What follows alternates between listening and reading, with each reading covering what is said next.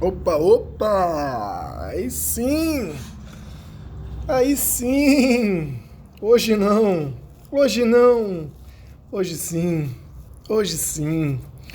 Esse é o Lema do Inconsciente, mas também é Galvão Bueno narrando com essas memórias infantis, né, cara? Narrando uma corrida de Fórmula 1. Um belo meme, né? Quando o Rubens Barrichello, que era o... Não é copiloto, né? Parece que é copiloto, mas não é. Mas era o segundo piloto da escuderia Ferrari. Da escuderia italiana Ferrari. Cara, poucas coisas cheiram tanta lavagem de dinheiro quanto Fórmula 1, né? Fórmula 1 e loja da Copenhague. Muito cheirinho de lavagem de dinheiro. Mas... acabei de pensar isso agora. Mas tinha o Rubens Barrichello, né? Que era o piloto da escuderia Ferrari junto com o Michael Schumacher, né? Que acho que tá em coma até hoje, né, cara? Que doideira.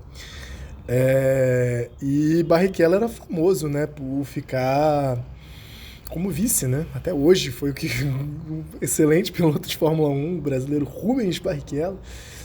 Mas forma de vice, né? E aí teve esse dia dessa corrida histórica, assim, que o Barrichello tava na frente, na última volta. Ele vinha na reta final. E o Galvão Bueno se empolga, né? Como um bom entusiasta narrador da Rede Globo, Rede Televisão Globo aí. E se empolga. Tanto que ele fala isso, né? Hoje não! Hoje não! Hoje não! Era tão famoso, né? E aí depois ele vem com uma murchadinha assim, hoje sim, hoje sim. E a escuderia manda o Barrichello deixar o Schumacher passar. Caralho, muito foda. Muito foda. Você está ouvindo Pra Acabar com o Juízo, temporada 4, porra, caralho. Introdução à esquizoanálise, deu tela azul, bom dia, boa tarde, boa noite, porra. Vambora. 4 anos depois, entramos no último capítulo. Mais de 5 anos quase já. 2020, novembro de 2020. Aí tem novembro de 2021, novembro de 2022, novembro de 2023, novembro de 2024, deu 4 anos. 4 anos e meio. E eu não tenho tempo, eu tô enrolando aqui, mas eu não tenho tempo porque eu tenho um compromisso logo em seguida. Agora são 7 horas, eu vou até 7h30, eu tenho um compromisso. Então, 7h02 já. Botar aqui o despertador e vamos começar, né, cara? Vocês viram a telinha nova aí, a nova thumbnail? Eu que fiz. Eu perdi o modelo do Canva, então deve ter algum errozinho, alguma coisa de diferente nela aí, mas não tá padronizada com as outras 3. Mas é isso, né, cara? Porra. Quem precisa de padrão? A logo mais idiota do mundo. E mesmo assim, eu não consegui reproduzi-la perfeitamente, porque eu não sou designer. Não sou designer. E não salvo meus projetos no Canva. O que você faria se soubesse que seu filho formou em design e tá usando Canva? Eu não formei em design, né? Então não tenho esse direito. Capítulo 4, versículo 6. Introdução à esquizoanálise. Página 361, Livrão de Meu Deus. Pra quem não sabe, a gente leu o Antiédipo juntos aqui, né? A gente passa esse tempo juntinhos, 20 minutinhos só. E a gente já leu 360 páginas. Hoje estamos exatamente em 361. Seção 4.1, o campo social. Parágrafo 4.1.1. Que saudade de um 1.1, né? Pai e filho. Édipo, uma ideia de pai. Então se preparem que a gastação vai começar. Esse parágrafo é muito gastão. Quem vem primeiro? A galinha ou o ovo? Nota do tradutor. Em francês, a pergunta está assim redigida: Qui est première de la poule ou de l'œuf? Portanto, o problema que está em pauta é o das conflitantes interpretações de uma coexistência e não apenas o aspecto cronológico e anedótico da expressão idiomática empregada. Quem é primeiro? Eu não entendi. O que tem de tão diferente no qui est première de la poule ou de l'œuf? Portanto, o problema que está em pauta é das conflitantes interpretações de uma coexistência. Beleza. Conflitantes interpretações de uma coexistência. Tá bom. Foda-se. E não o aspecto cronológico da expressão idiomática empregada. E também, quem vem primeiro? Pai e mãe ou o filho? A psicanálise faz como se fosse o filho. O pai só é doente de sua própria infância. Mas, ao mesmo tempo, ela é forçada a postular uma preexistência parental. O filho só o é em relação a um pai e uma mãe. Nesse sentido, né, a responsabilidade da neurose pelo próprio indivíduo, porque existe um mal-estar na civilização e no esforço de contenção dos impulsos do jovem bebê, né, do jovem serzinho humano que somos nós, que estamos chegando nesse mundo, a contenção desse impulso pela moral sexual e moral social em geral, é desse conflito que surge a neurose. A grande questão aqui, esse é o básico, né? A grande questão aqui é um ataque ao individualismo dessa percepção freudiana e psicanalítica, porque quem disse que a moral sexual é a moral social colocada pelos pais, ela vem de maneira neutra e saudável? Por que os pais são considerados saudáveis e respeitar a sociedade e a civilização é um gesto saudável, enquanto seguir os impulsos, né, correr atrás do desejo, obedecer ao isso, né, é visto como, de alguma maneira, é o que vai gerar a doença, né, esse conflito. É como se os pais tivessem um salvo-conduto e os filhos nascessem ao mesmo tempo sem pais doentes, mas ao mesmo tempo precisa do pai e da mãe ali para estabelecer a condição de adoecimento neurótico. É o que se vê muito bem na fixação original de um pai da horda lá atrás, lá Príamo. O próprio Édipo nada seria sem a identificação dos pais com os filhos. E não se pode esconder que tudo começa na cabeça do pai. É isso que você quer, matar-me, fazer sexo com sua mãe. É que eles estão fazendo essa inversão, né? Botando o Édipo como doença de pai, uma ideia de pai, como o título do parágrafo diz, né? Isso é, primeiramente, uma ideia de pai. Laio, pai de Édipo. Que foi o Laio que... É verdade, né? Porque na briga de carro, na briga de trânsito, né? Na briga de carroças, diz Édipo que ele bateu em autodefesa, né? Ele argumenta que ele só se defendeu de Laio e seus lacaios, né? Que sentaram a porrada no acidente de trânsito de Édipo, ele só pôde se defender.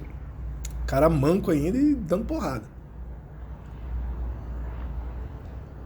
Mas Anfano, a ideia de assassinar inicialmente veio de Laio, né? Essa que é a sacanagem. Mesmo sem Édipo saber que Laio era seu pai. Essa é a grande saga aí dessa tragédia de Sófocles. É o pai que faz uma lareira infernal e que brande a lei. Como, né? É o cara que reclamou ali do acidente de carro. O cara que podia ter deixado baixo, podia ter chamado a polícia, podia ter feito um BO, podia ter, acionado seguro. Não, lá eu quis puxar a arma, deu mole. Falando nisso, acabou White Lotus na terceira temporada. Teve Édipo, hein? Vocês viram? Teve Édipo lá. Quem viu, viu. Teve Édipo. Muito doido. Como é que é o nome daquela música? Como é que é aquela música do Rapa? Só não morre quem atira? É isso que o Rapa fala? Não faz muito sentido. Desculpa, investigações sérias. Pesquisas sérias acontecendo aqui nesse momento.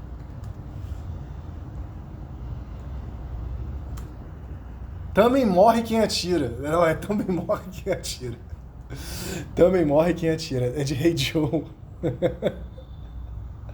Calma aí. É isso, foi mal. É bem no final, né? Também morre quem atira. Bem White Lotus também. Não teve urururu nessa temporada. É o pai que faz uma hora. Levi-Strauss diz muito bem, aspas para Levi. O motivo inicial do mito de referência consiste no incesto com a mãe de que o herói se torna culpado. Todavia, essa culpabilidade parece existir sobretudo no espírito do pai, que deseja a morte de seu filho e se empenha para provocá-lo. Afinal de contas, o pai, sozinho, faz papel de culpado. Culpado de ter querido vingar-se. Ah, safado! E é ele quem será morto. Este curioso desprendimento em face do incesto aparece em outros mitos. Levi-Strauss, Le Cru et le Cuit, O Cru e o Cozido de 64.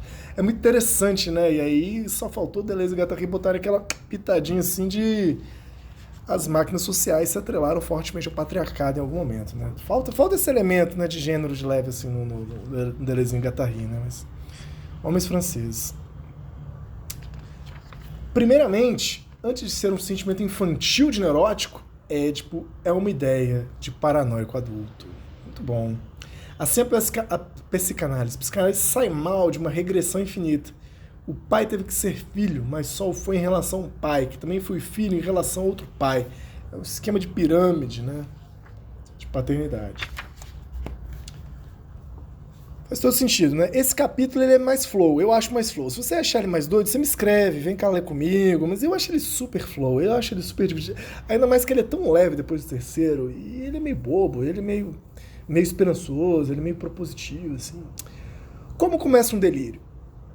É possível que o cinema seja capaz de aprender o movimento da loucura, precisamente porque ele não é analítico nem regressivo, mas explora um campo global de coexistência. O cinema é muito pragmático, né? Não tem que fazer retornos analíticos, ele só vai mostrando uma cena, né? Ele é pragmático. Um filme de Nicolas Ray, nota do tradutor, Nicolas Ray, a respeito da imagem pulsão em filmes de Ray, Virgile Deleuze, cinema, l'image mouvement, imagem de movimento, né? Beleza, cinema de Nicolas Ray. Representa supostamente a formação de um delírio com cortisona. Cara, esse filme é bom, esse filme não é ruim. É o filme de um professor, cara, como eles vão falar aqui. Nicolas Ray, movie about a teacher that goes crazy. Bigger Than Life.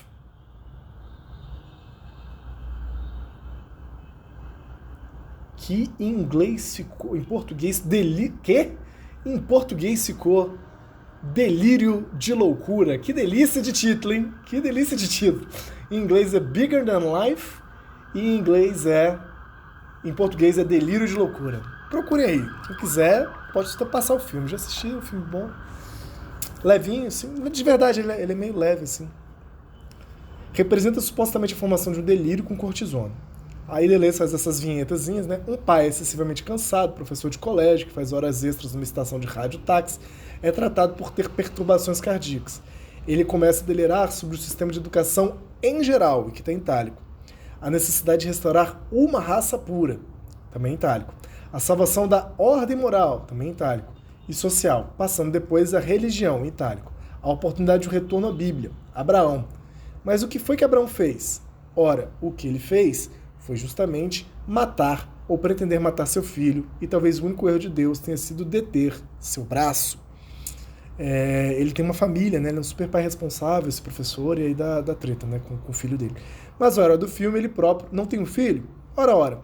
O que o filme mostra tão bem para a vergonha dos psiquiatras é que todo delírio é primeiramente investimento de um campo social, econômico, político, cultural, racial e racista, pedagógico, religioso. O delirante aplica à sua família, ao seu filho, um delírio que os excede por todos os lados. Esse é o retrato da paranoia parental, né?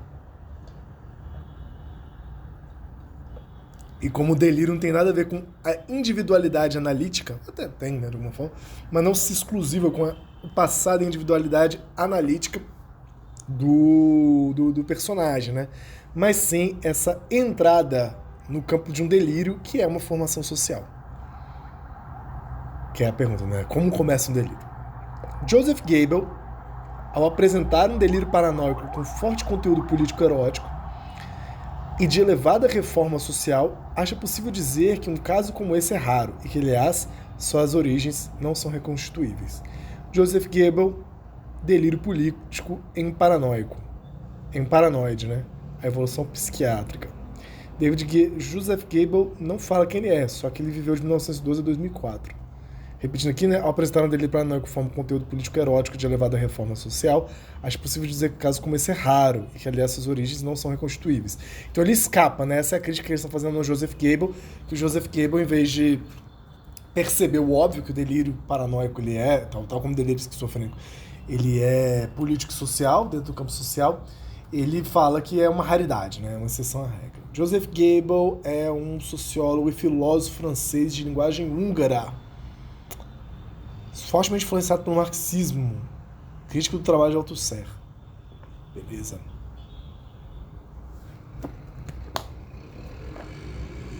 Você quer um psiquiatra.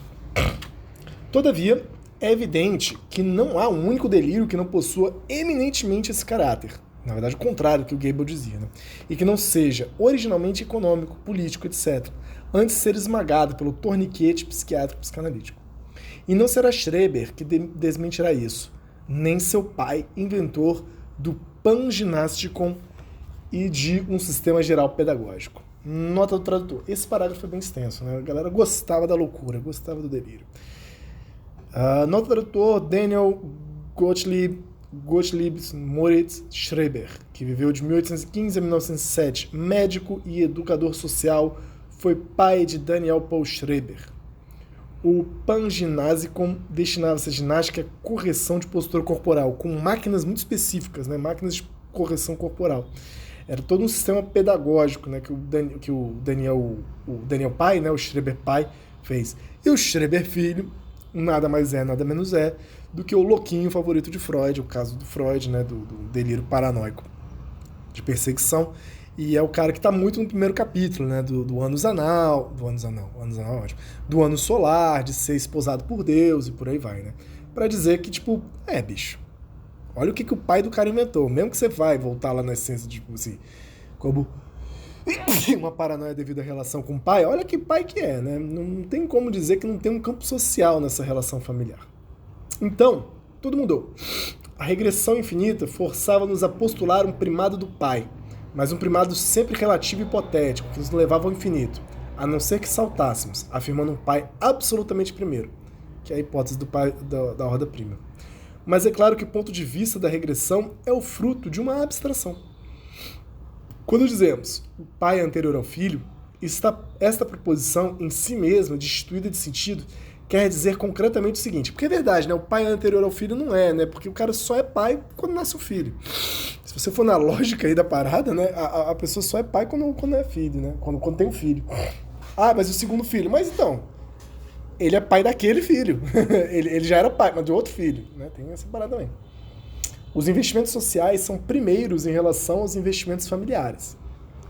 Os investimentos sociais são primeiros em relação aos investimentos... O que não quer dizer que não existam investimentos familiares, tá? O inconsciente também tem investimentos familiares, que nascem tão somente da aplicação e do assentamento daqueles, dos sociais. Dizer que o pai é primeiro em relação ao filho é, na verdade, dizer que o investimento do desejo é, primeiramente, o de um campo social no qual o pai e o filho estão mergulhados, simultaneamente mergulhados. Retomemos o exemplo dos marquesianos, analisado por Gardner.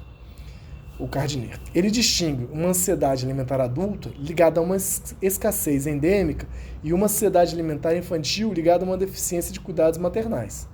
Abraham Gardner, The Individual and His Society, de Nova York, de 39 esse texto. E sobre os dois caminhos possíveis da criança ao adulto, ou do adulto à criança, ver os comentários de Michael Dufresne, A Personalidade de Base, La Personnalité de Base. Além de não podermos derivar a primeira da segunda, ou seja, né, cadê? Ele distingue uma ansiedade alimentar adulta ligada a uma escassez endêmica e uma ansiedade alimentar infantil ligada a uma deficiência de cuidados maternais, tá?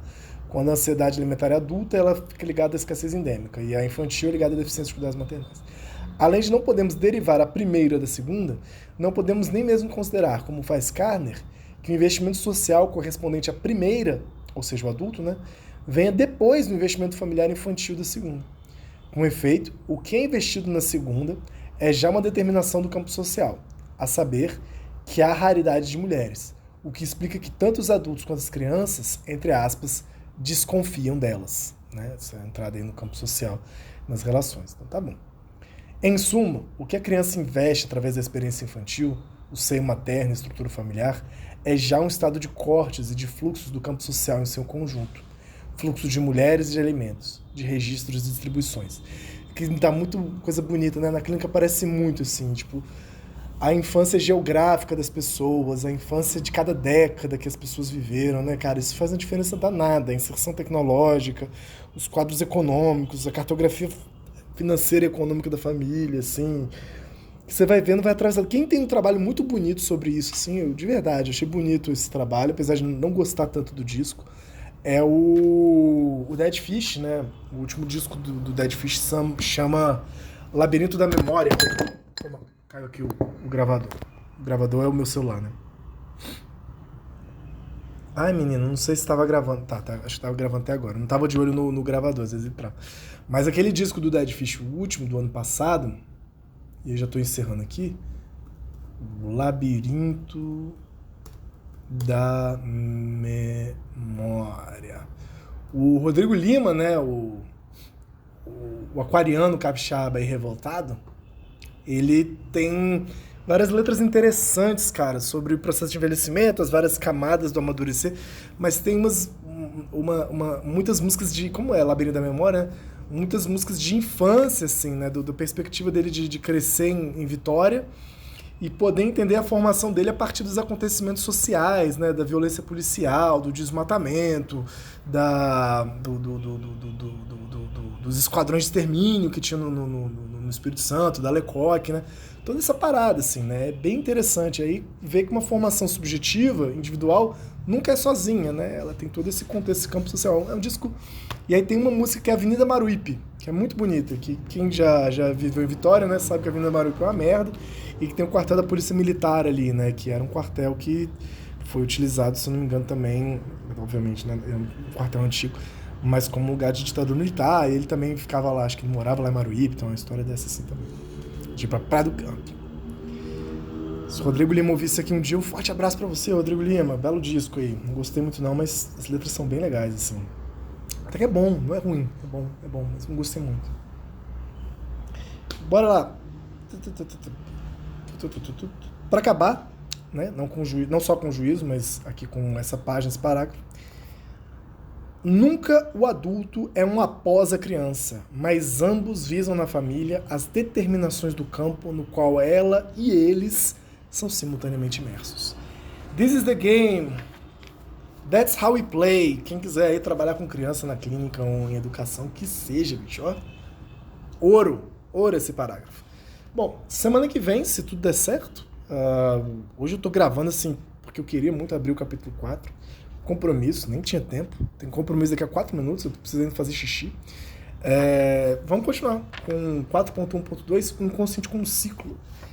E aí por aí vai, vamos seguir nesse capítulo 4, feliz. Ó, já foram, viu, vai 3 páginas, aí vai ser brincadeira.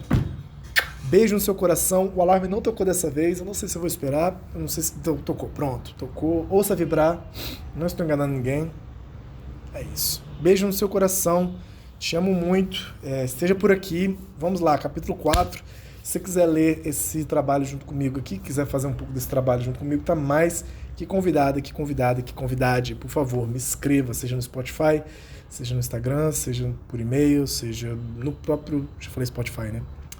Sei lá, onde vocês quiserem. No YouTube também, esse podcast sobe no YouTube também. Beijo no coração de todo mundo. Até a próxima.